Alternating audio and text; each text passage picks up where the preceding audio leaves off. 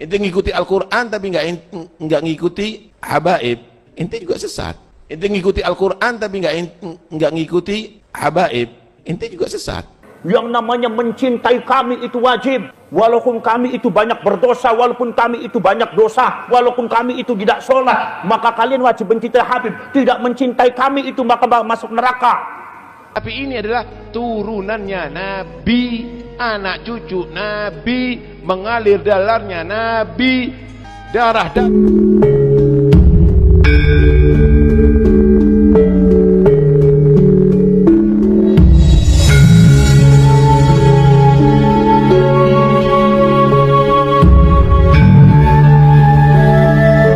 Itu adalah thaqalain, dua pusaka yang ditinggalkan oleh Nabi kepada umat, yang jika kita berpegang kepada duanya, jangan salah satu ya, dua-duanya nggak sesat.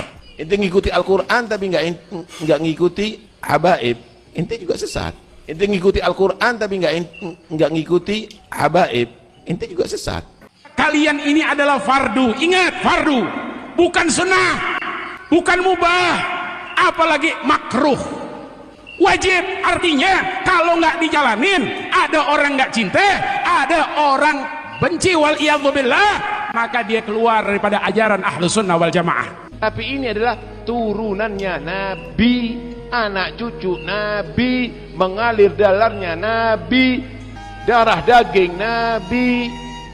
Jangan ngikuti ajaran kebencian. Awas, ini mulai kemana-mana, benci sama Ahlul Bait, keluar dari Ahlus Sunnah wal Jamaah, walaupun dari organisasi apapun. Benci Ahlul Bait, keluar daripada Ahlus Sunnah wal Jamaah, nggak usah diikuti, bahaya ente. Untuk cinta kepada habaib dan menghormat para habaib tidak diperlukan dalil yang sahih, tapi dibutuhkan hati yang sahih. Tidak diperlukan dalil yang sahih, tapi dibutuhkan hati yang sahih. Siapa yang tidak cinta kepada Ahlul Bait Rasulullah SAW, nggak mungkin bisa jadi orang saleh. Syaratnya jadi wali itu harus cinta kepada habaib. Terus ulama, ya, al-ulama warathatul anbiya. Terus bagaimana habaib? Bukan warathatul anbiya. Mereka dalam keluarga Rasulullah. Mereka dalam keluarga Rasulullah Sallallahu Alaihi Wasallam. Inti mewarisi ilmu, wahai ulama. Ini Nabi dan keluarganya, ulama itu pengawalnya. Karena itu, kau ngikuti pengawal, itu mereka mengawal keluarga Nabi.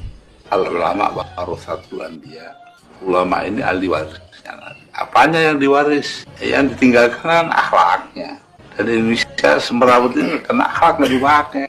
Al-ulama warathatul anbiya. Kita ini hanya ketemu sama pewaris-pewarisnya Nabi. Karena kaji Nabi dawuh al-ulama warathatul anbiya. Kabeh ulama itu sepakat. Kenapa Nabi tidak dawuh al-ulama warasati? Ulama itu warisku.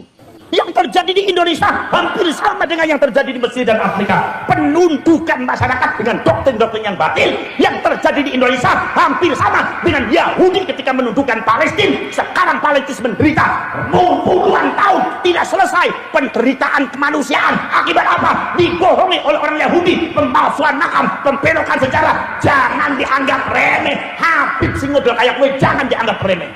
Terlalu kesiangan kalau antum mau membahas itu semuanya. Itu al-ulama warathatul anbiya, bukan habaib warathatul anbiya. Loh, ente nggak baca hadis itu thaqalain itu apa itu? Nggak baca itu semuanya. Hati-hati. Kalau sudah mulai ada bughut, berarti kamu sudah meninggalkan satu daripada thaqalain, dan kamu akan sesat, pasti akan sesat. Seorang Habib yang gila itu lebih utama daripada ulama amilin. Cinta kepada Habib, cinta kepada kalian ini adalah fardu. Ingat, fardu, bukan sunnah. Jika ada di situ orang yang alim, yang hebat, santrinya banyak, pondoknya besar, organisasinya besar, apapun yang dia miliki besar, tapi dia tidak cinta kepada Ahlul Bait, maka dia cuman surah lah hakikah. Cuman gambaran, tidak ada hakikat di dalam dirinya. Kenapa? Karena dia tidak cinta. Ini jelas ada agenda terselubung untuk menyergap orang Indonesia, pengen menguasai Indonesia. Hati-hati kita. Kalau kita tidak punya arah ke situ, tidak punya pikiran ke situ, ceroboh berarti sampai. Ada bin nas. Ini adalah bukan karena pengkultusan, tapi ini dengan nasul hadis dan nasul kitab. Jadi fadilahnya mereka Ahlul Bait itu bukan karena pengkultusan. Itu karena nas Al-Quran dan nas hadis. Yang mengingkari fadail ahlul bait berarti mengingkari nas. Jadi nggak perlu baca tafsir hafal kutubus sittah, hadis-hadis, kitab-kitab yang 9, hafal Mughnil Muhtaj, hafal segala macam kitab. Yang dibutuhkan hati yang bersih untuk cinta kepada keluarga Nabi Muhammad SAW. Iki orang Habib ketinggal kaya kowe.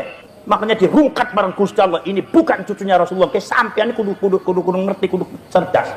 Walaupun saya yakin membutuhkan waktu yang sangat lama. Al ulama warasatul anbiya, bukan habaib. Ulama itu pewaris ilmunya Nabi.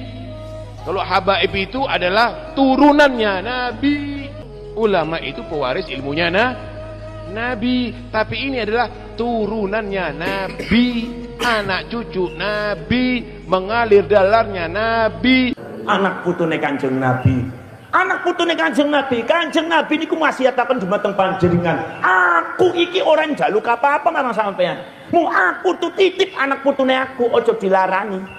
Gino ponten, jangan disakiti. Jadi kula kali panjenengan niki wajib membawa amanatnya Rasulullah sallallahu alaihi wasallam tentang masalah anak cucunya Rasulullah, yaitu jangan disakiti dan diikuti dan dipun ragat, dipun hormati dumateng panjenengan. Menghormati cucunya Rasulullah, tapi kita jangan salah orang. Jangan sampai yang kita anggap cucunya Rasulullah ternyata bukan cucunya Rasulullah. Ini sampean harus tahu. Bahwa kalau sumpah bicara masalah ahlul bait, iya, dalilnya banyak. Bicara masalah zurriyatur rasul, iya, anak cucunya Rasulullah yang harus dicintai, iya. Tetapi yang jadi pertanyaan apa? Apakah orang yang mengaku cucunya Rasulullah itu betul-betul cucunya Rasulullah? Ini harus diteliti. Harus apa badan? Sehingga kalau kali panjenengan boten salah nopo, boten salah demen dumateng tiyang. Dina badan? Lah ana sing ngomong ngendika, loh daripada lebih baik salah demen daripada salah sengit. Oh, apa salah marang geding, salah marang sengit. Lebih baik salah mencintai daripada salah membenci. Ya ora pada apik ya salah mencintai. Wong cinta dumateng Yahudi nya ora apik niku dina mboten. Para cerek para sedulur tema. Ini permasalahannya apa? Permasalahannya adalah menyangkut nama baik dan keagungan kebesarannya Rasulullah sallallahu alaihi wasallam, menyangkut kemuliaanipun Kanjeng Nabi niku wong sing mulia, tapi di framing dumateng tiyang Yahudi Kanjeng Nabi niku mboten sae. Di framingnya kados ngoten. Framing ngetos apa mboten? Ngetos apa mboten framing? Orang ngerti? Ya wis ora usah dipikirin, ari dirongokna teh. Poros dulu. Di framingnya seperti itu. Maka dari itu di sini kewajiban umat Islam itu menjaga kesucian dan kemuliaan ibun Kanjeng.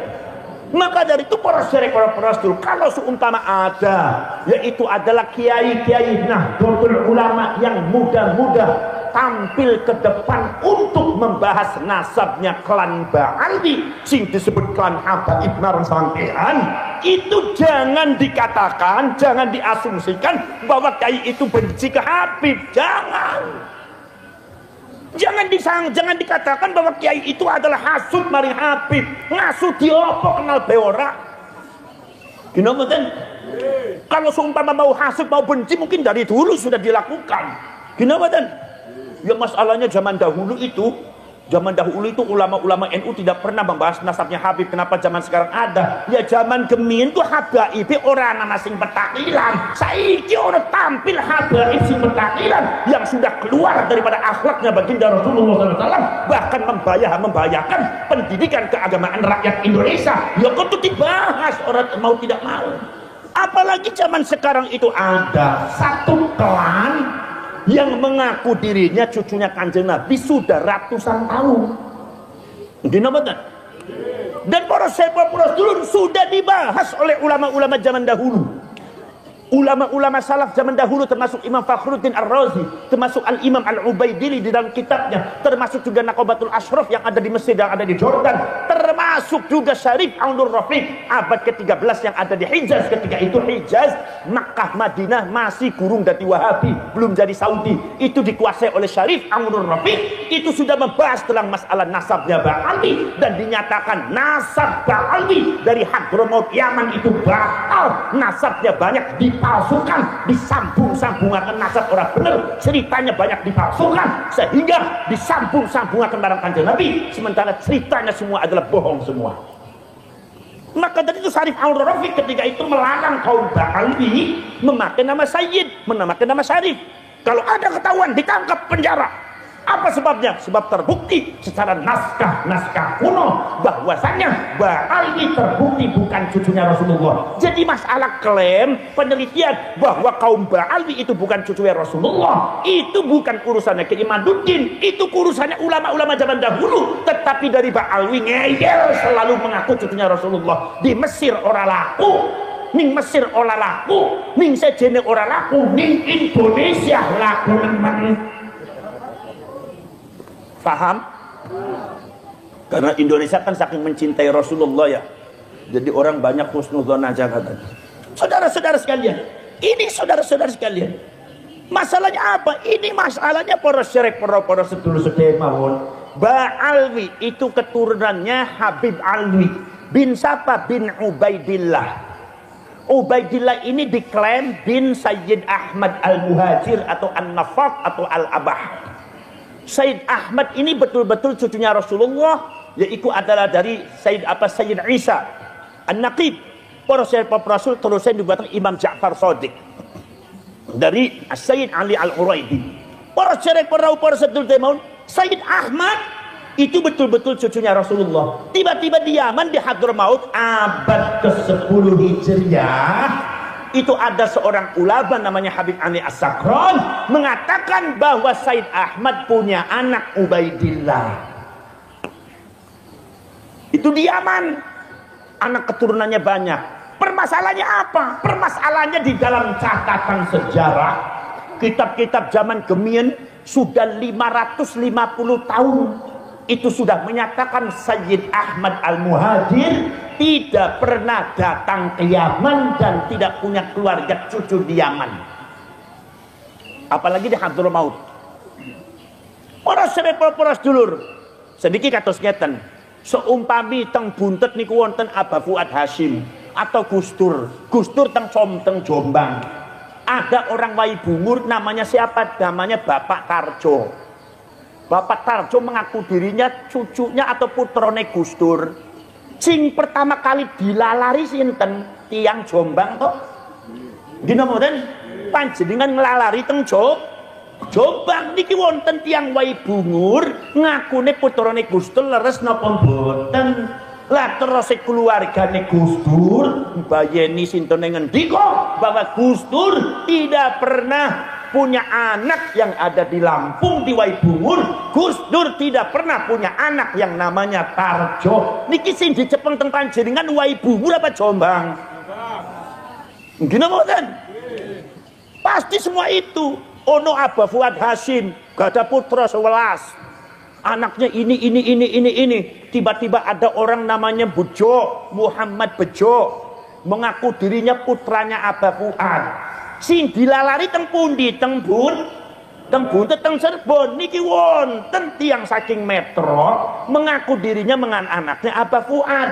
Leres napa mboten? Lah terus keluarga saking Buntet ngendika Aba Fuad tidak pernah punya anak yang namanya Muhammad Bejo. Anaknya Aba Fuad ye 11 tidak disebutkan Bejo. Lah sing dicepeng Metro apa Buntet? Lah terus pripun? Gina mboten? Lah niku pada waktu para Ba'alwi niku mengatakan bahwasanya ini Ubaidillah itu putranya Sayyid Ahmad, niki dilalari di mateng Irak. Sebab Sayyid Ahmad niku saking Irak, keluargane wonten teng Irak. Anak putune wonten teng mriko. Lah teng mriko niku ngendika bahwa Sayyid Ahmad niku boten nate teng Yaman, tidak pernah punya anak yang namanya Ubaidillah. Makanya para Rasul selama hidupnya pada waktu abad ke-4 Hijriah, ke-3 Hijriah, niku Said Ahmad Al-Muhajir niku saket kali ulama besar, nasabah pencatat nasab cucunya Rasulullah, khususnya dari Said Ahmad, namanya Imam Al-Ubaidili. Imam Al-Ubaidili ini adalah dekat dengan keluarganya Said Ahmad, contohnya Said Muhammad bin Said Ahmad niki caket kali keluarganya Said Ahmad, caket dekat dengan keluarganya Said Ahmad. Imam Al-Ubaidili niku di dalam kitabnya mengatakan bahwa Said Ahmad punya anak cuma 3. 1 Muhammad, nomor 2 Husain, nomor 3 Ali. Imam Al-Ubaidili tidak pernah menyebutkan Ubaidillah sebagai putranya Said Ahmad. Kalau memang datanya tidak ada, kemudian bagaimana? Jadi nek panjenengan kepengen diputus akan dari putu Kanjeng Nabi, tunjukkan data sejarahnya mana. Ojo mau ngaku-ngaku. Begitu diklaim panjenengan duduk putu Kanjeng Nabi, bisane mau nyewot, bisane demo mencaci maki para ulama, para kiai NU. Endasmu tuh ngomong kayak kowe ora bener ki. Dina mboten? Laras napa mboten? Nanti ki para serek para sedulur sedherek mawon. Jadi bukan masalah benci, datanya mana? Kawit zaman abad ke-3 abad ketiga atau abad ke-4, Said Ahmad meninggal itu tahun 345 itu tidak ada nama anak namanya Ubaidillah. Abad ke-5 nggak ada, ke-6, ke-7, ke-8, ke-9, baru abad ke-10 kira-kira 550 tahun setelah kewafatan Said Ahmad tiba-tiba muncul nama Ubaidillah di Yaman, sedangkan di dalam sejarahnya Said Ahmad itu tidak pernah datang ke Yaman. Jadi para sahabat dulu iki sing diwaca ning para ulama, para kiai NU, wong jenenge ulama NU ngulik ning bahasa sesuatu, teliti ning bahasa sesuatu, nek durung rampung yang ngulik terus nganti serampung-rampungnya, bila susah dirungkap niku kiai NU. Moco sing diwaca niku dudu mong bukan sekedar 1-2 kitab, tetapi yang dibaca sudah 280 judul kitab. Sudah tidak nyambung.